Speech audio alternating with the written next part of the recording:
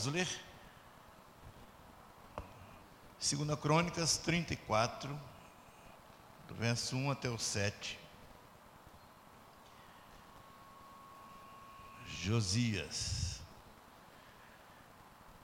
Tinha Josias 8 anos de idade quando começou a reinar, e reinou 31 anos em Jerusalém.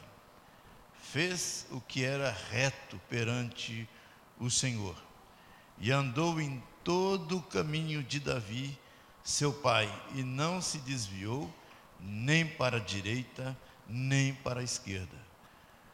Porque no 8º ano do seu reinado, sendo ainda moço, começou a buscar o Deus de Davi, seu pai. E no 10º ano começou a purificar a Judá e a Jerusalém dos altos, dos postes ídolos e das imagens de escultura e de fundição. Na presença dele derribaram os altares dos Balaíns, e ele despedaçou os altares do incenso que estava acima deles. Os postes ídolos e as imagens de escultura de fundição quebrou-os e conduziu-os a pó reduziu-os a pó e os aspergiu sobre as sepulturas dos que lhes tinham sacrificado. Os ossos dos sacerdotes queimou sobre os seus altares e purificou a Judá e a Jerusalém. E o mesmo fez nas cidades de Manassés, de Efraim e de Simeão, até Naftali, por todos os lados do meio de suas ruínas, tendo derribado os altares, os postes ídolos e as imagens de escultura, até reduzi-los a pó, e tendo despedaçado todos os altares do incenso e toda a terra de Israel, então voltou para Jerusalém. Por enquanto até aqui, em nome de Jesus, oremos. Senhor, muito obrigado pela sua palavra lida, e nós queremos que o Senhor, ou precisamos que o Senhor venha compartilhar conosco uma mensagem, que ela seja aplicada aos nossos corações aqui hoje. Pegamos uma história de um rei, de um menino que começa a reinar há 8 anos, mas a história dele tem muito que nos ensinar. Então nós te pedimos em nome de Jesus, que assim seja no coração de cada um de nós. Amém. Amém. 4 elementos. E o primeiro elemento que quero falar aqui, gente, é um bom discipulado. Bom discipulado. O menino Josias, como você, só folhando a sua Bíblia rapidamente para trás, você vai ver que ele era neto de um outro rei, seu avô, né? Chamado Manassés. E Manassés foi um rei que, segundo a Bíblia, ele fez tudo que foi ruim, não agradando a Deus. Tudo que foi ruim. Foi um homem que governou e não agradou a Deus, nas suas ações, nos seus atos, na sua postura religiosa, na sua crença. Ele não agradou a Deus. E enveredou pelos caminhos, conforme você vê aqui, que Josias teve que fazer uma limpeza em algumas coisas que o seu avô tinha deixado, como também o seu pai tinha deixado. E a Manassés foi tão distante do propósito de Deus, que até sacrificar os seus filhos, né? Apresentou seus filhos em sacrifício, ele fez. E outras coisas que nós vamos citar aqui, porém, fala resumindo que ele fez o que era mal perante o Senhor. Veio o seu filho, Amon, também da mesma forma. Foi um rei mau, que não agradou a Deus, não fez o que era reto aos olhos do Senhor. Então teve uma sequência de 2 reis, o pai de Josias, quanto como o seu avô, foram péssimos reis, principalmente no tocante a o viver para Deus, não agradar o Senhor. E deixa então agora o trono para Josias, com 8 aninhos de idade. Uma coisa que a gente pensa assim, como é que um rei, alguém pode assumir um trono de um reinado com 8 anos de idade? Obviamente, naquela época tinha uns chamados tutores, né? Que eram aqueles que o ajudavam, aqueles que estavam ali, então, o escorando em alguns afazeres que ele não tinha nenhuma condição, vamos dizer assim, de falar assim, eu quero reinar, deixa que eu reine. Então, ele tinha tutores. E um dos tutores que a Bíblia cita aqui era um sacerdote chamado Ilquias. E pelo que nós entendemos, pelo resultado do que a história conta, Ilquias fez um trabalho excelente no tocante ao discipulado, ao criar aquele menino. Ou seja, quando fala que ele chega aos 16 anos de idade, e ele fala agora já numa postura pessoal, porque no 8º ano de seu reinado, sendo ainda moço, ou seja, com 16 anos, começou a buscar o Deus de Davi, seu pai, e no 12º ano começou a purificar. Então ele com 16 anos, tem alguns jovens aqui que talvez esteja aí beirando essa idade. Ele com 16 anos, ele já escolheu, falando assim, olha, vou viver. Não se arremeteu ao Deus do pai dele, nem o Deus do seu avô, mas sim ao Deus do seu pai, que ele considerava pai na fé, como sendo um dos principais reis da história de Israel, Davi. Porque Davi foi um homem que agradou ao Senhor, agradou a Deus. E aí o senhor Josias, agora com 16 anos, ele então tem uma postura, né, de buscar o Senhor. E aí a Bíblia fala que, pelo que eu entendo, foi um discipulado de excelência, um trabalhar na vida de uma pessoa. E quando a gente olha para a história da Bíblia, as coisas que nós entendemos, naquilo que diz respeito ao discipulado, e eu acredito que se temos alguém para a gente compartilhar aqui com respeito a um discipulado perfeito, foi a pessoa de Jesus. Então se pensa assim, qual é a referência, qual é o modelo de um discipulador? Qual é a pessoa que nós podemos olhar como referência de ter feito um trabalho de discipulado perfeito? Para mim o discipulador perfeito foi Jesus. Ele pega então 12 homens, né, os chama para si, e em 3 anos apenas, ele teve de tempo para acompanhá-los e trabalhar naquilo que dizia respeito à compreensão do propósito de Deus, do seu propósito para a vida daqueles homens. E você sabe que não ficou só em 12 homens, mas aí ele consegue atrair mais a presença de mais alguns. Agora não só homens, mas 70, que era o grupo que estava mais próximo dele. Dos 70, tem um grupo que começa a congregação lá no Pentecostes de 120. Então nós temos uma ideia de que 120 pessoas eram bem próximas de Jesus, bem próximas, aquelas pessoas que ouviam, vamos dizer assim, nas primeiras cadeiras, qual eram os seus ensinamentos. Então Jesus, ele foi para mim, um discipulador perfeito. É aquele que fez um discipulado onde, com uma congregação de 120 pessoas, faz uma revolução no mundo.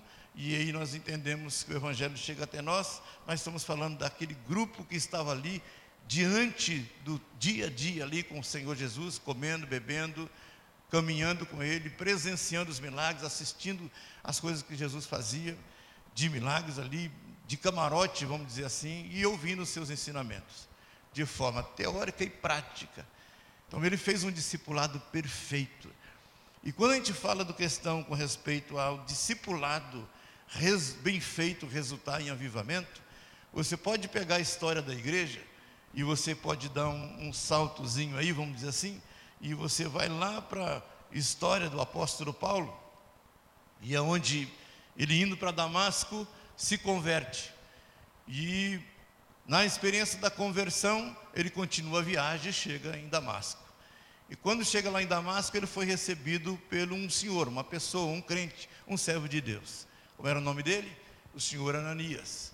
O servo de Deus que o Senhor orientou que fosse buscar ou estar com Paulo, e ele assim o fez. Nós podemos chamar aqui do parteiro, daquele que pegou Paulo nos seus primeiros minutos, os primeiros momentos, vamos dizer assim, dias de vida como crente. Foi aquela pessoa que teve o trabalho de ensiná-lo algumas coisas básicas, fundamentais. E eu acredito que o senhor Ananias ali foi uma pessoa que teve uma postura de importância em levar aquele homem, Paulo, aos próximos passos da fé cristã. Com certeza, de grande importância. Passando a história de Ananias, Paulo, como se diz, tem uns períodos diferentes da sua caminhada, volta para Jerusalém, e aí então o outro discipulador dele, chamado Barnabé, ficou sabendo que Paulo estava em Jerusalém, o buscou em Jerusalém e o levou para Antioquia. Foi o seu segundo discipulador. Segundo a história, foi aquele homem que pegou Paulo e trabalhou no quesito da sua vida, de tirar algumas coisas e colocar outras que ele precisava compreender do Evangelho de maneira correta. Quem se tornou Paulo? Um dos maiores pregadores do Evangelho. E, consequentemente, da vida de Paulo, o resultado da vida desse homem resultou-se em conversão de muitas pessoas, de muitos que foram aceitando a Jesus e levando o Evangelho para frente. Então, quando a gente fala do discipulado, daquele discipulado que alcançou pessoas e transformou pessoas, impactou pessoas, a importância dele na vida das pessoas. E quando a gente fala do avivamento, no sentido de que a formação da vida da pessoa, no sentido do seu caráter, aquilo que a pessoa precisa ser trabalhado no seu caráter.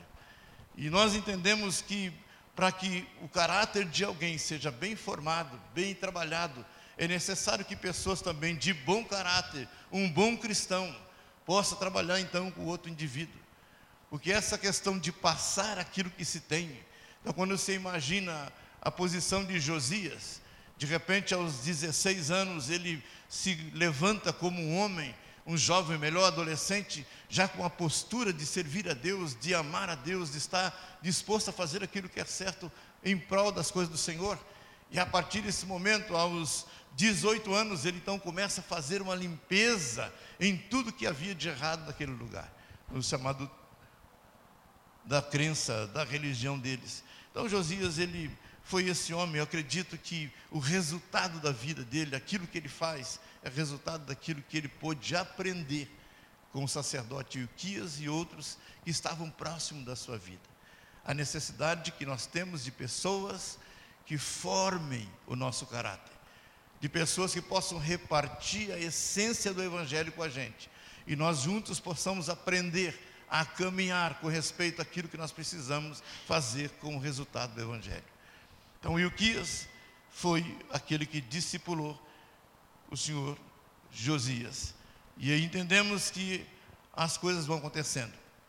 Mas quando a gente olha para a história, tem outros homens que marcaram períodos negros, aquele tempo que parecia que nada ia dar certo, nada podia resultar de bom, a história que parece que o Evangelho estava em total decadência. Deus levanta homens com um caráter, com uma postura e a sua vida de fé de tal maneira que começa então a fazer um grande movimento, um grande avivamento. Então nós pegamos a história, por exemplo, aqui um ponto de alguém chamado Martinho Lutero. Como é que era a situação do Evangelho na época?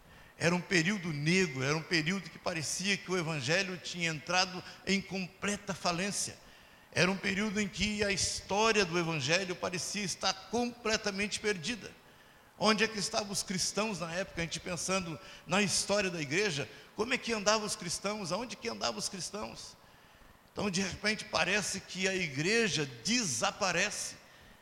E aí o Senhor levanta um homem chamado Martinho Lutero, um sacerdote católico, que lendo as Escrituras descobre que o Evangelho deve ser vivido pela fé.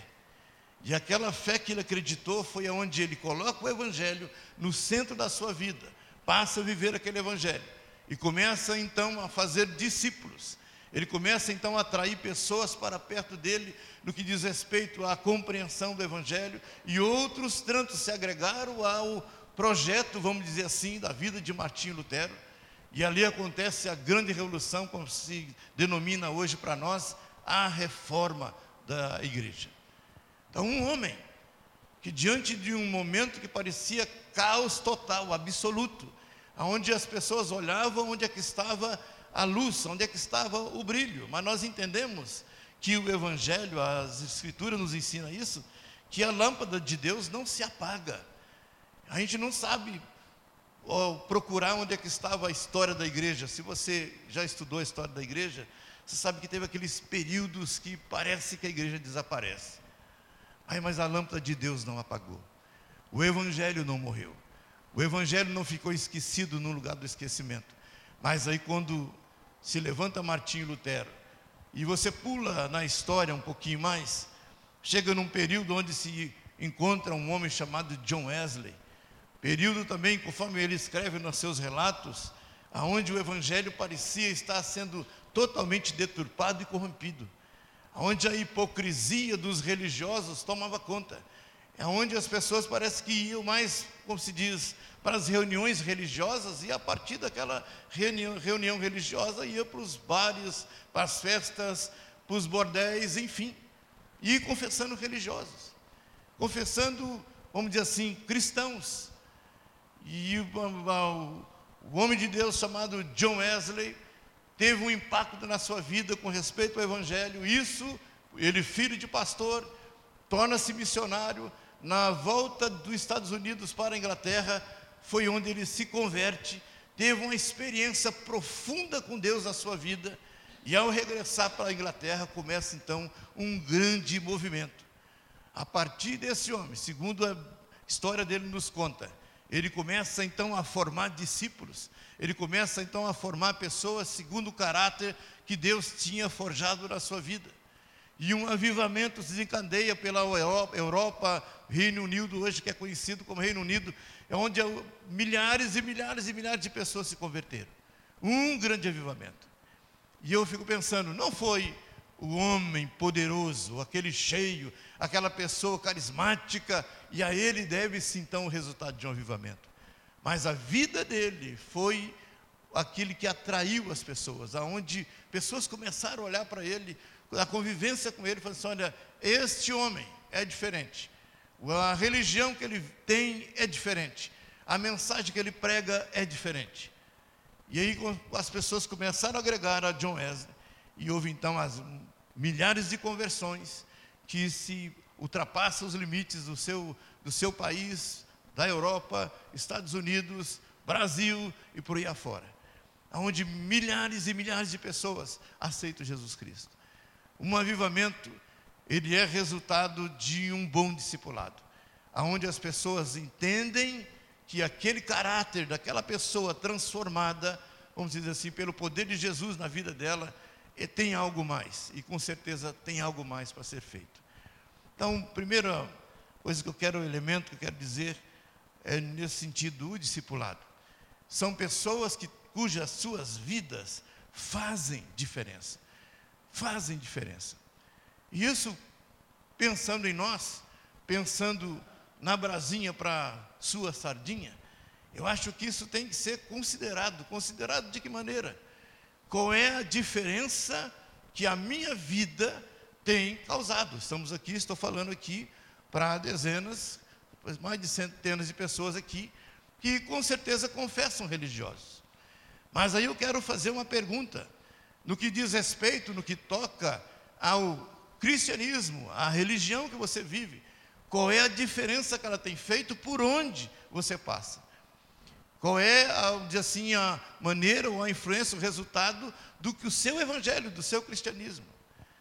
Então, como nós falamos, na época de tempos passados, as pessoas também religiosas, mas uma religião que o impacto, a mudança, não significava muita coisa.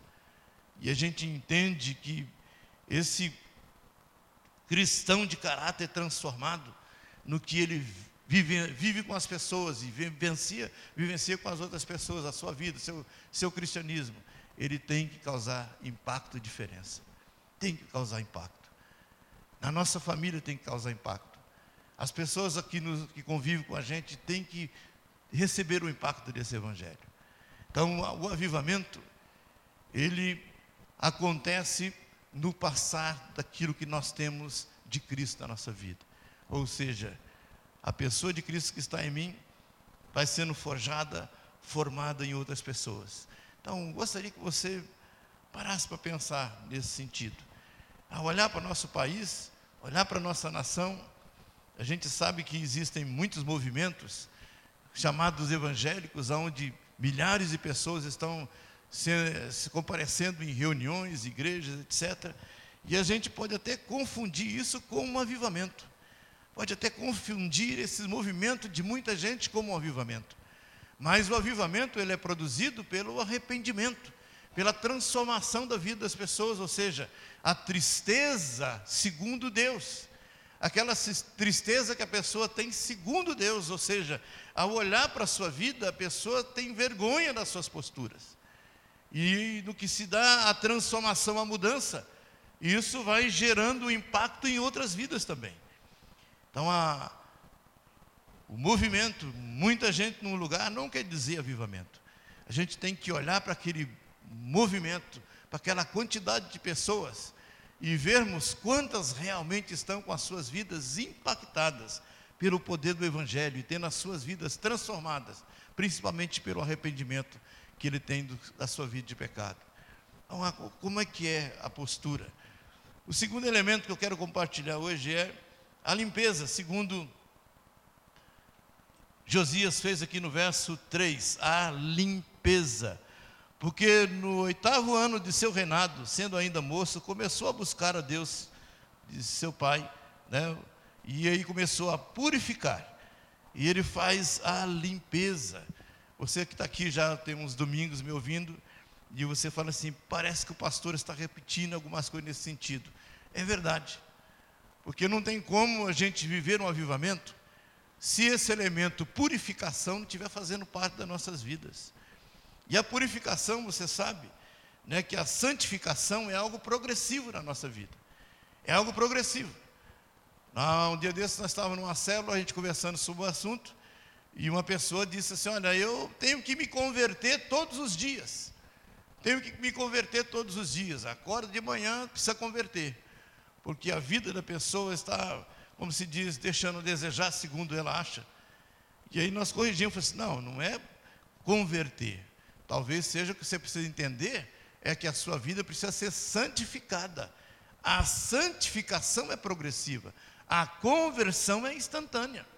Quando Cristo entra numa vida, ele é perdoado e santificado, ou seja, a conversão é instantânea, mas a santificação é progressiva.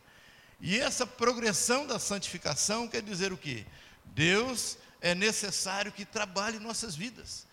Então, quando Josias fez a limpeza ali, como diz, colocou em ordem aquela casa, ele olhava e falou, olha, vamos organizar isso aqui. Vamos organizar. Está muito bagunçado. E onde que ele começa? No templo. Ele começa no templo. Chega lá na casa do Senhor, diz, olha, tudo que está fora. Chama lá Ilquias, o sacerdote, diz, olha, vamos fazer uma limpeza. E você imagine que dentro do próprio templo, cheio de ídolos. E aí você fala, nossa, que absurdo. Então, talvez não seja nosso caso, vamos dizer assim, que nós não temos ídolos que estamos aqui adorando de alguma forma, venerando de alguma forma. Mas isso, olha, vamos fazer uma limpeza completa, vamos limpar isso tudo, porque é necessário tirarmos essas coisas para que Deus, então, ocupe o lugar conforme Ele precisa ocupar. A santificação, a limpeza que é necessário fazer, colocando a nossa casa em ordem, porque Deus é um Deus de ordem.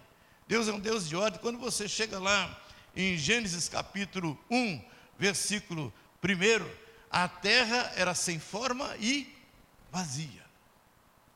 Dá uma ideia de que tinha algum tipo de desordem, porque a terra era sem forma e vazia. Mas quando você chega em Gênesis capítulo 1, verso 2, então Deus começa a colocar o mundo em ordem. Começa a ordenar todas as coisas. Ele começa a colocar todas as coisas em ordem. E aí, como se diz, até o final da sua criação, ele coloca em ordem.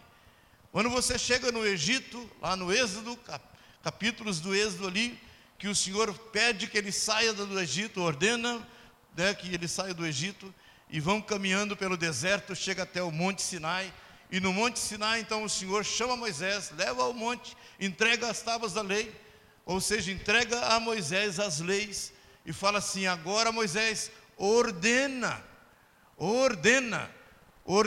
o comportamento do povo, ordena. O povo estava lá envolvido com as suas religiões, as suas crenças egípcias, que estavam ali impregnado na sua vida, e aí Deus fala assim, ordena Moisés, fala para eles como é que tem que ser agora a lei cerimonial, ou seja, como eles precisam adorar a mim, Como é que eles precisam adorar a mim? E ali foi dado passo a passo as coisas como tinha que ser feito. Ordem. Aí Deus fala para ele: agora eu vou ensinar para vocês como é que vocês devem cuidar um dos outros. Como é que tem que ser o relacionamento entre vocês. O papel do cidadão. São a lei civil que foi dada para o povo de Israel a entender, a compreender, a respeitar, a amar uns aos outros. Qual era o cuidado que devia ter? Como que eles deviam andar entre eles com eles? Uma ordem. E ali o povo tinha que entender e compreender isso. Deu a lei moral, que era a condição agora não só numa lei civil, mas o comportamento com todos os homens, que nós entendemos que até hoje está para nós, que é a chamada lei moral gravada em nossos corações. Uma lei civil que nós temos do Brasil, mas nós temos a lei moral gravada em nossos corações, para a gente entender como é que é o nosso comportamento. Mas eu quero dizer essas coisas porque é o tempo da ordem. Coloca em ordem a sua casa, coloca em ordem, porque Deus é um Deus de ordem. E aí o Ilquias obedece ao Senhor, o sacerdote obedece ao Senhor naquele sentido, e aí ele então coloca fazendo as mudanças que era necessário acontecer. Então a ordem, Deus olha para nós e fala que é necessário que nós tenhamos ordem. A lei de comando não mudou. A lei de comando não mudou. Quem é o cabeça desse universo? É Deus. E as suas leis, o seu governo, está aí sendo ou devendo ser obedecido por todos. Mas nós entendemos que o grande caos que esse mundo está, e que algumas pessoas, ou muitas pessoas estão, é pelo fato de não ter Deus como sendo em cima na sua cadeia de comando. Quem é o primeiro da sua vida? Às vezes numa religião fala que é Deus, às vezes numa confissão qualquer fala que é Deus. Porém, quando fala na questão da ordenança, na maneira de como tem que viver, não é Deus. Não é Deus que é o cabeça que comanda. A razão pela qual o nosso mundo está numa completa desordem é porque Deus não é aquele que está no comando principal. Ele não está no comando principal. Então, por isso, nós estamos vendo o que está acontecendo. E a lei dele de estar na cabeça de comando não mudou. Não mudou. E a gente olha para nós e pensamos na nossa vida. Avivamento é transformação de vida. Avivamento é colocar Deus na cabeça, ou seja, no comando das nossas vidas. É colocando Deus não só na minha vida pessoal, mas a pensar na minha própria família, na minha casa. A olhar para meu lar, para minha família e pensar: Deus, Ele é o cabeça do meu lar.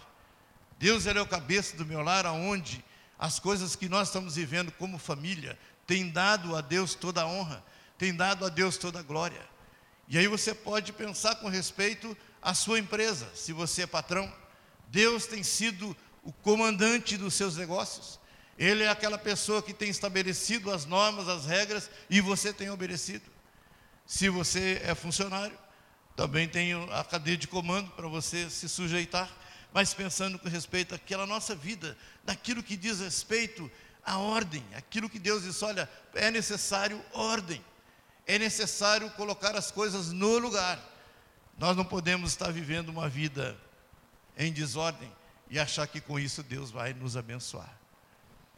E eu sei que você entende sobre isso, aonde Deus está no comando da sua vida. Terceiro elemento, o retorno para a palavra. Lá no capítulo 34, verso 15, o retorno para a palavra, aonde o Senhor diz aqui: quando se tirava o dinheiro que se havia trazido à casa do Senhor, Ilquias, o sacerdote, achou o livro da lei do Senhor, dada por intermédio de Moisés. Então disse Ilquias ao escrivão Safã: achei o livro da lei da casa do Senhor. E no verso 19, fala que eles leem então para o rei. Tendo o rei ouvido as palavras da lei, rasgou as suas vestes. A gente vê que dentro daquilo que era a condição de estar andando, de acerto, de reparo, de arrumar a vida, agora entra a questão da palavra do Senhor, a Bíblia. Ou seja, a lei do Senhor, conforme ele diz aqui, a lei do Senhor. Ou seja, o retorno para a palavra, o retorno para colocar a palavra do Senhor como sendo o principal elemento nas nossas vidas. Arrumar na casa de Deus, o sacerdote Ilquias achou o livro, ou seja, a verdade havia se perdido. Então imagina que um lugar religioso, de devoção, de crença, de oferendas, de convivência, aonde as pessoas estavam vivendo. Mas nem o livro da lei eles encontravam. Diz o texto aqui que Ilquias achou o livro da lei. Ou seja, a casa estava numa desordem tão grande que nem o livro da lei eles encontravam. Não sabiam onde é que estava. Estava perdido, a bagunça, a desordem que estava, vamos dizer assim, perdeu-se a Bíblia. Vamos dizer assim, a verdade, a Bíblia estava perdida. A verdade havia se perdido no meio do povo. E que as pessoas estavam ali caçando, como se diz, o rumo da vida, e nem a própria Bíblia, ou a lei, o livro de Moisés, eles achavam. Então a gente entende que a falta de ordem começa a deturpar principalmente aquilo que diz respeito à necessidade da palavra do Senhor na nossa vida. Então a importância do livro não era só para corrigi-los nas tarefas cerimoniais. A gente pensa assim, achou o livro, e agora o que nós vamos fazer? Ô sacerdote, então vamos colocar em ordem agora, vamos voltar à forma de culto, né? Vamos voltar à forma de culto. O que é a forma de culto? São as liturgias que você acabou de participar aqui agora. A forma de culto é a liturgia que nós acabamos de fazer. Ou seja, chegamos aqui 19h30, começou-se então a nossa reunião, o nosso culto. Cantamos corinhos, né? Batemos palmas, expressamos a nossa devoção. Então essa é chamada liturgia, ou seja, a cerimônia, a maneira de como nós fazemos nosso culto. Então o achar da palavra não era principalmente para restaurar a questão do cerimonial. Não era essa a principal necessidade deles. Não era para organizá-los como uma sociedade mais justa. Pelo fato de terem perdido o conceito da lei, com certeza muita coisa estava errada entre eles, muita coisa atrapalhada, aonde havia desavenças, onde havia injustiça, dentro do seio do povo de Israel, o povo de Deus. Havia muita coisa irregular. Perdeu-se a verdade, perdeu-se a lei, perdeu-se o senso da direção de Deus para a vida das pessoas. Nós precisamos retornar à verdade. Gente, eu vou falar isso aqui de novo para nós.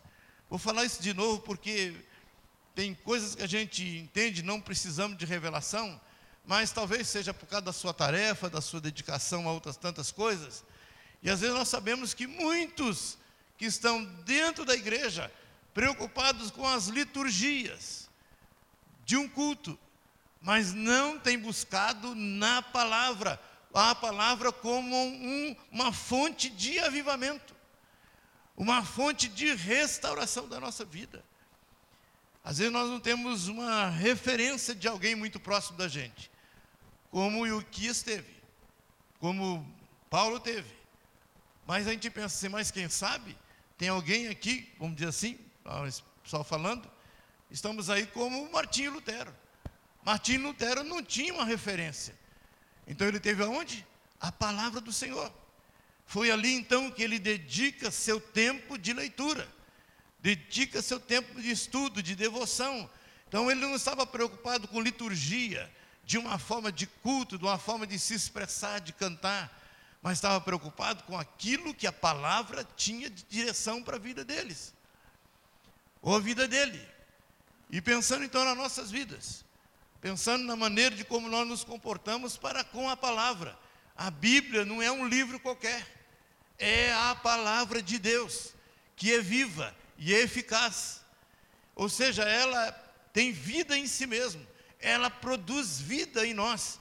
E se a gente pensar assim, entendemos que o retorno das Escrituras não é só para termos um tempinho de leitura religiosa, participando de uma certa liturgia, mas de entendermos que as Escrituras é a fonte de vida, de pensar aonde eu estou a cada dia, meditando, lendo, buscando do Senhor a orientação, aonde Ele vai me santificar, aonde Ele vai forjar o meu caráter, porque o propósito é esse. A gente olha, Deus, eu preciso disso. Eu preciso de ser impactado pelo poder da sua palavra. Gente, se nós lemos a Bíblia todos os dias, se nós temos contato com a palavra do Senhor todos os dias, e não estamos sendo transformados pelo poder dela, ela está sendo apenas um livro, que não tem feito muita diferença na nossa vida. Então a Bíblia, ela tem que fazer diferença. Volte um tempo na sua vida. Volte um tempo na sua vida, volte o tempo quando foi os seus primeiros passos de fé cristã. Você se lembra? Eu me lembro. Dos primeiros dias dos meus passos, da minha vida cristã. Eu estava desempregado na época. Chegava da igreja novamente de 11 horas da noite, 11h30. E eu ia lá, pegava alguma coisa para comer. O pessoal todo já estava dormindo. Eu ia para a sala, deixava uma luz ali para que eu pudesse ler. Era tempo de frio, lá em São Paulo, enrolado no cobertor, só com o dedinho para fora, para mudar a página da Bíblia. E eu ficava horas e horas lendo a Bíblia, horas e horas. A minha Bíblia, por muitas vezes, ela ficou manchada de lágrimas, porque eu chorava em cima da Bíblia. Era como um tesouro, era como uma revelação de um grande tesouro, que a cada dia tinha uma pérola, tinha uma joia que eu tirava dali. E aí eu fiquei pensando pensando nas coisas que eu tenho aprendido, e posso dar um salto para agora da minha vida, e a Bíblia não é diferente para mim até hoje. Então, quando eu digo que eu li o Novo Testamento 92 vezes, e continuo com a mesma sede, com o mesmo desejo, com a mesma vontade, com as mesmas orações: Senhor, renova a minha vida, encha meu coração, que essa palavra que é viva, gere esta vida em mim. Gere essa vida em mim. A oração de Paulo lá para os Efésios, no capítulo 1, ele estava orando, pedindo a Deus com respeito à vida das pessoas que estavam ali, recebendo a ministração, porque ele, como homem de Deus, tinha a palavra saturada na sua alma, e na sua alma esse evangelho que fazia parte do seu ser, e ele então vivia de uma maneira, ou seja, correspondendo ao propósito de Deus, numa sabedoria que a gente lê aqui já as Escrituras, pensa assim, como é que esse homem assimilava tantas Escrituras, que fazia parte da vida dele, do seu dia a dia. Agora, o bom não é só isso, não é só eu entender, compreender quem é Deus, não é só eu compreender o propósito de Deus para a minha vida. Agora, o bom disso é eu poder ensinar então pessoas com respeito ao Evangelho. E essa essência de Cristo, essa palavra viva que está me permeando, envolvendo a minha vida, eu desejo que outras pessoas também compreendam, e que também viva. Gente, isso não é coisa de pastor, para membro de igreja, para pregação, não, é a nossa vida, a nossa essência. Estamos falando de quê mesmo? De avivamento, de uma mudança radical nas nossas vidas como igreja. A gente pensar assim, esse evangelho faz parte da minha vida, ou seja, onde a gente sendo conduzido para o centro da vontade de Deus. Estamos indo para o centro da vontade de Deus, e nesse sendo centro da vontade de Deus, a gente sendo transformado no nosso caráter, na nossa essência, na nossa vida. E aí eu acredito que esse mundo em que nós vivemos, de religiosos, vai ser impactado. Eles vão ser impactados. Se o Evangelho, a essência do Evangelho está em mim, a Bíblia está na minha essência, as pessoas com quem nós convivemos, elas vão ser impactadas. Elas também vão ser mudadas. Porque se nós aqui, esse grupo que está aqui hoje, é um bom grupo de pessoas, ouvindo o que eu estou falando aqui, estamos vivendo isso, podemos ter certeza que vidas estão sendo impactadas, que vidas estão sendo transformadas, que vidas estão recebendo a palavra do Senhor e tendo mudança. E eu acredito que a nossa igreja, Nós temos muitas pessoas comprometidas com o Evangelho, comprometidas com Jesus, mas nós queremos isso se tornando um avivamento, tornando uma revolução, tornando um mover de Deus de uma maneira sobrenatural. E conforme entendemos, na quarto elemento, que nós sabemos da importância dele, que é o Espírito Santo nas nossas vidas, ou seja, na nossa essência de vida, o Espírito Santo. O Espírito Santo do Senhor enchendo as nossas vidas. Então, quando a gente vê Josias, vê o seu reino, o seu povo ressurgindo da cinza, vê aquela nação que estava sujeita, fadado ao fracasso, como diz aquele ditado, que o pau que nasce torto morre torto, né? Aí pensando no avô, pensando no pai, aí o garotinho agora tem compromisso de governar a nação, mas o moleque é transformado pelo Evangelho, e aquilo que parecia sujeito a fracassos, de repente ressurge como uma grande nação, volta novamente à posição de uma nação abençoada e abençoadora, conforme eles eram. Lutero vê, o galho seco ali, eu quero dizer isso, o galho seco mesmo, pensando no tempo de Lutero, como aquele homem que Deus usou. Aí pensar na igreja, naquele hino que nós cantamos, um galho seco, seco, seco, sem vida, que não tinha condição de gerar vida. Onde é que está a vida? Mas aquele galho seco tinha a luz de Cristo, tinha a luz do Evangelho. A luz de Cristo não tinha sido apagada, a luz do Evangelho não tinha sido apagada, estava acesa, estava brilhando ainda. E a gente vê aquele galho seco que parecia que era impossível gerar vida, se torna a reforma da igreja, e nós somos resultados disso. O Evangelho no mundo é resultado disso. Um homem que se importou com aquilo que o Espírito Santo podia fazer, o Espírito Santo podia realizar. Os avivalistas, da mesma forma, eles entenderam, ou seja, vendo o Evangelho sucumbindo ali debaixo dos escombros da hipocrisia, eles acreditaram que a vida podia voltar novamente.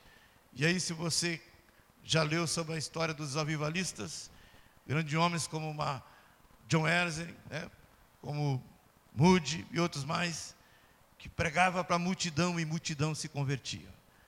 E eu acredito que Deus quer fazer uma revolução em nosso tempo, na nossa época agora.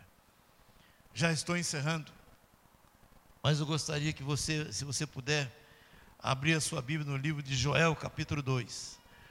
Joel, capítulo 2, no verso 12.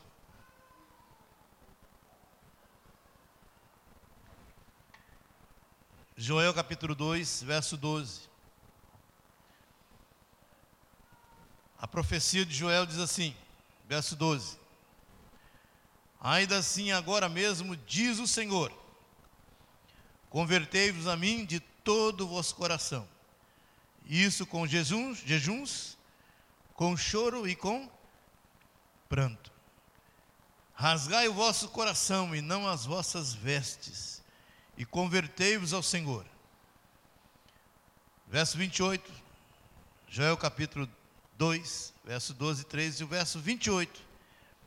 E acontecerá depois que derramarei o meu espírito sobre toda a carne. Vossos filhos e vossas filhas profetizarão, os vossos velhos sonharão, e os vossos jovens terão visões. Verso 28, e acontecerá depois que derramarei o meu espírito. Por que profecia? Já falei isso algumas vezes. Acredito que essa profecia aqui, ela foi dada para o final dos tempos. E aí, gente que entende a situação do mundo, nós estamos pensando assim, estamos vivendo o final dos tempos. A maioria dos crentes hoje fala assim, nós estamos vivendo o final dos tempos. Só o final dos tempos. A maioria de nós acreditamos que não temos muito mais tempo sobre essa terra. É verdade. Segundo diz aí, que o senhor Papa Francisco, dia 14 agora de maio, está decretando lá como se diz, algumas coisas, e está passando o cajado então para o anticristo. Não acredito. Eu não estou acreditando nisso, não. Acho que isso é algum jogozinho político. Mas isso mostra que as coisas do final dos tempos, gente, estão bem diante dos nossos olhos. A globalização, quem acha aqui que é novidade? Não é mais novidade.